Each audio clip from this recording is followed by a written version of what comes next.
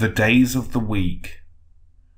So we have covered a 54-year cycle down to the monthly cycle. Now we can drill one more level down to that of the weekly cycle, or more specifically, the days of the week. As deemed by Dow and others, short-term market movements are supposedly random in nature. This could well be the case. However, is there any trend that can give us an edge? We have all heard the phrase Blue Mondays, meaning Mondays tend to be bad, and also the Friday effect, meaning Friday tends to be positive. The rationale for which is that people are in a good mood before the weekend. In fact, research shows us that days before public holidays also tend to be positive days. But how do the days of the week stack up according to my research on the S&P 500? Well, at first glance we can see that indeed the term Blue Monday and the Friday effect do have statistical background. Here's Blue Monday.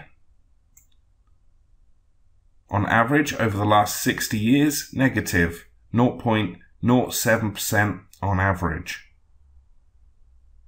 Also, the Friday effect you can see here is also positive over this 60-year period, but also Wednesday being the two peak performing days of Wednesday and Friday, but also you can see on average Tuesday and Thursday doesn't fare too badly, but Monday definitely a negative day. And in fact, over this period you can see that Wednesday has outperformed Friday. Maybe we need a new phrase, perhaps Wonderful Wednesday. The Friday effect and Blue Monday would be the three that we may want to remember. But as we discovered earlier, things do change over time, so it's worth taking a closer inspection. In the next chart, we will see clearly three time frames.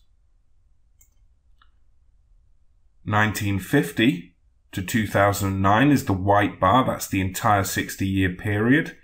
1980 to 2009, which is the last 30 years. And 2000 to 2009, the black bar. What is incredible here is that over the last 60 years, that Friday effect has turned from the second best day of the week to the worst in the last 10 years. Here you can see it, the Friday effect for the 60-year period, excellent. For the last 30-year periods, less than average as a gaining day. And for the last 10-year period, the very worst day of the week by far. Monday is still blue. You can see the 60-year Monday, and for the 30 years, Monday was negative also, and for the last 10 years, continuing that very negative trend.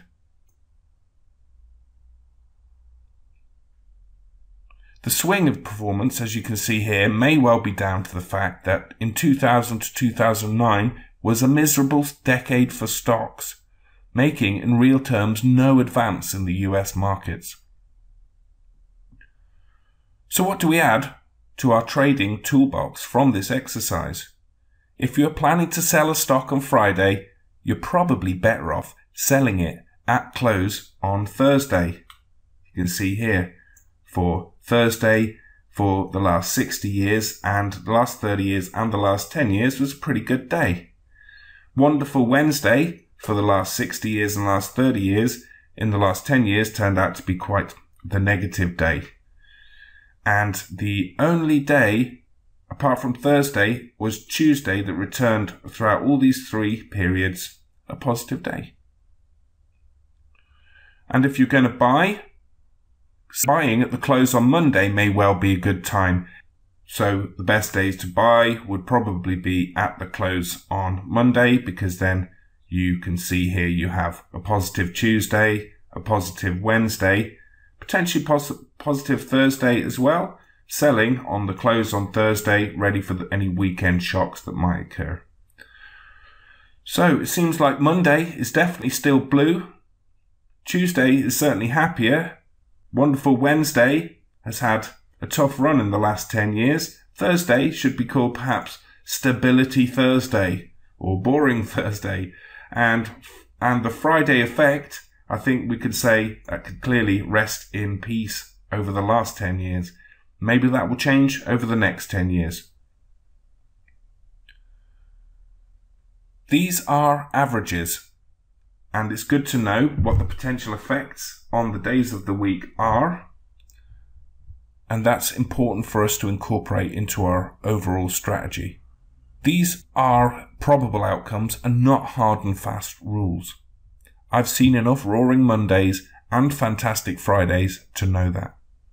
What is even more important is stock selection, specifically finding fantastic stocks which are so good they may even defy gravity for a period of time at least. So what have we learnt?